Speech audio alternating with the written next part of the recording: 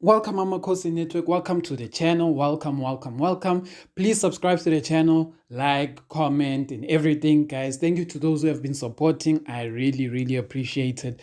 Thank you, thank you, thank you.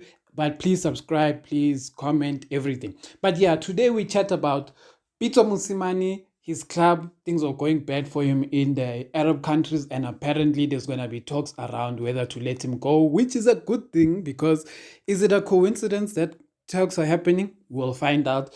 I'm gonna jump on that now.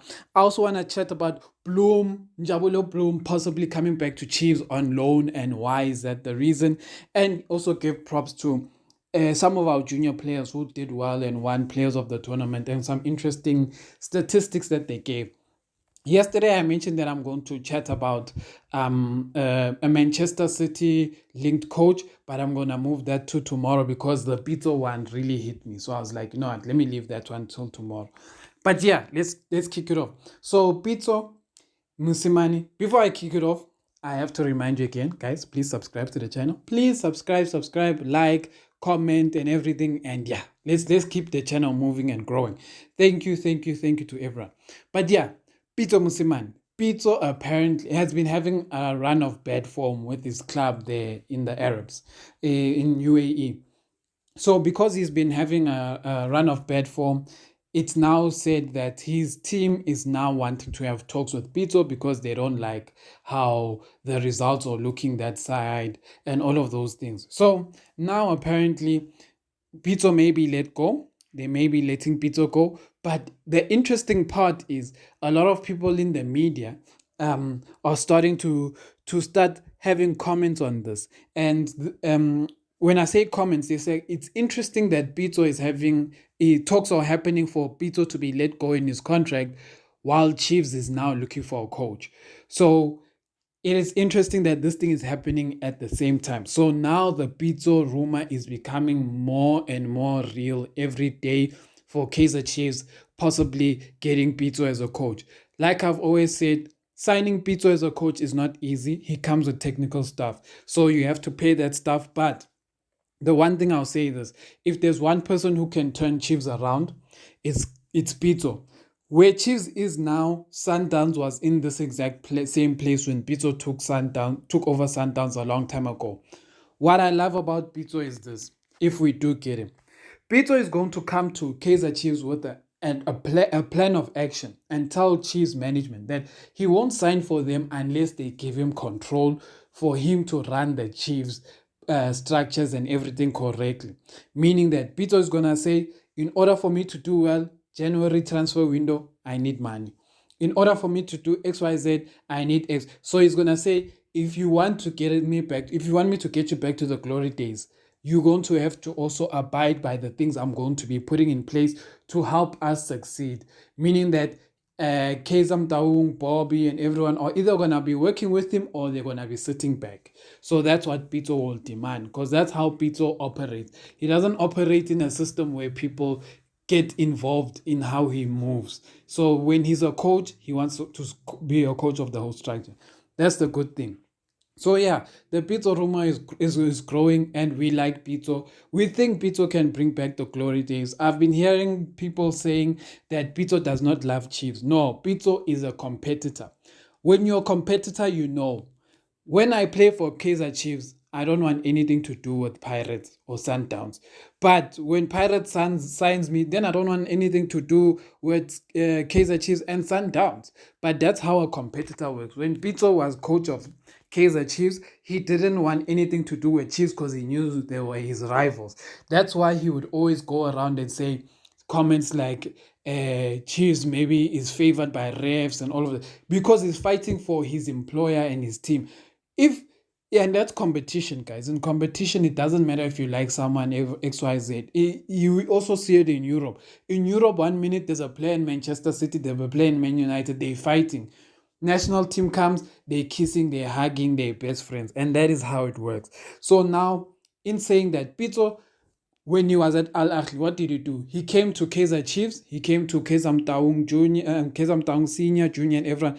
And then he brought Al Ahly to the team. He took photos. Whenever Kaizer Taung Senior has like big achievements, Pitso always sends messages of congratulations to Kaizer Senior. So this narrative of saying Pitso does not like Chiefs is wrong. It's very wrong. Pitso actually is one of the few people who always goes out and actually says good things about Kaizer and everything, and he always celebrates Kaizer. So don't go, that narrative of doesn't like is wrong. Let's jump to the next one. Njabulo Blom. So Njabulo Blom, this is a story that I read from Soccer Laduma. So when I heard that Kaizer Chiefs is looking to sign Njabulo Blom, I was like, I wanna Soccer Laduma has started. But then when I read the article, I was like, that's actually smart because it was something similar was said about Messi and Barcelona. So what happens is that right now the American League is in what can I say, is going to be in a break. So if teams didn't make the playoffs, those teams have their season is finished now, and the American League season is starting again when next year in March. So you can see that now it's on November is only going to start now, so there's going to be a 5 month gap of no football, according to Soccer Laduma. I don't know how true it is, but according to Soccer Laduma, there's going to be like around 5 months gap of no football in America for the teams that have not qualified for playoffs. This is, if you don't believe this, I understand it more because I watch more basketball. So basketball is the same thing. When the league ends, they take months before the league starts again. Yeah, it happens like that. So now apparently Kaizer Chiefs is talking with who? Is talking with St. Louis, because Kaizer Chiefs wants to bring Njabulo Blom on loan so he can get game time at Kaizer Chiefs while he waits for the USA League to resume again next year in March. And a lot of you will be like, it's lies. But this actually does happen. Barcelona also, there was chats not earlier in October, there were chats that Barcelona wants to loan Messi from Inter Miami because there's going to be that long break. So they want for that break to happen, they want to do that. Same thing happened with, there's many other players I can mention. Players like Landon Donovan. There's a player, Landon Donovan. I think David Beckham also did a similar thing. I'm not sure if Thierry Henry did it, but I remember David Beckham also came back on loan from those teams. So it's a normal thing that players, once the American League ends, they come back to Europe or wherever, because then they loan. It's more money for them. They still get paid by the American teams, but they can make more money joining another team on loan. So the Njabulo Blom thing, if you think it's a lie, what I'm going to tell you is that don't be surprised if it happens, because one thing I can tell you is that Njabulo Blom coming to Chiefs means game time. We know he's going to come here and play, and Njabulo Blom can't be on a break because he wants to be in the Bafana squad. What best place to be in the Bafana squad is if he comes to Chiefs and performs, and Hugo Bros gets to watch him week in, week out. So then he can actually play and be in that Bafana squad. So do I think Blom will come back? I think it's a real possibility. Okay, let's jump back to Chiefs, the Kaizer Chiefs village. We have to praise the JDL players. I wanted to highlight a few players, the young players. They are doing well and we're going to see them. Let me start actually with the under 15 boy. Stevie, they call him Stevie G. His name is Steven Mendes. So Steven Mendes is a player who actually has started playing for the DDC. If you don't know, he's only 15. Well, I don't know if he's actually 15, but I know he plays for the under 15s. So I'm going to assume he's 15. So if he's younger than that, forgive me. But I'm just going to assume he's 15 because he plays for under 15s. But the boy is basically an under 15 player and is already playing for the DDC team. And one thing they say about this boy is that he has a crazy shooting ability. The way he shoots the ball is crazy. Fun fact is that this weekend was last round of JDL games, and he came on as a substitute in the second half and he scored a hat-trick. So they say when it comes to shooting, this boy is like, quality, and like he's one of the best players. So well done to Steven Mendes. And then the next one is let me get this boy's name right. Tiamo Masana. Masana, I hope I'm pronouncing your name, boy, right? He's an under 13. He only joined Chiefs in the current season. Listen to this stat, guys. When I read this stat, I was like, it's crazy. And I know it's only under 13, so under 13 isn't always serious. But let me tell you one thing: players like Abo Haaland were already scoring crazy goals from a young age. But listen to this stat: Utiamo Masana has scored 46 goals in 34 games in his first season for Kaizer Chiefs. Yes, it's under 13. Yes, we have seen a player before this who was scoring hat tricks and 5 goals for Kaizer Chiefs, but then he disappeared. So we, yeah, sometimes these things don't always end up going as planned. Sometimes these strikers don't end up being as good as they are. But you know what? We'll say, well done, boy. Keep it up. Keep your head in the game, keep focused, and keep scoring the goals. And I hope they promote you to under 15, even though you're 13. It's time now. Promote him to under 15.